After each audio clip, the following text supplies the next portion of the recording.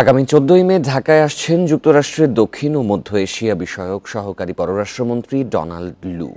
Dhaka Washington সম্পর্ক জোরদার ও ভবিষ্যৎ সম্পর্কের রূপরেখা নিয়ে আলোচনার জন্যই তার এই সফর। বিকাশে কম খরচে ক্যাশ আউটের লিমিট বেড়ে 50,000, প্রিয় এজেন্টও 2টা। 2 দিনের সফরে সরকারি বেসরকারি পর্যায়ে কয়েকটি বৈঠক ও মতবিনিময় সভায় অংশ নেবেন তিনি।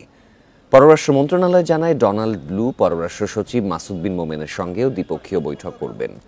এর পাশাপাশি পররাষ্ট্রমন্ত্রী হাসান মাহমুদ, প্রধানমন্ত্রীর বেসরকারি শিল্প ও বিনিয়োগ বিষয়ক উপদেষ্টা সালমান এফ রহমানের সঙ্গেও সৌজন্য সাক্ষাৎ করবেন তিনি। দ্বাদশ জাতীয় সংসদ নির্বাচনের পর মার্কিন পররাষ্ট্র দপ্তরের পক্ষ থেকে ডোনাল্ড লুর ঢাকা সফরটি হতে যাচ্ছে উচ্চ পর্যায়ের প্রথম সফর।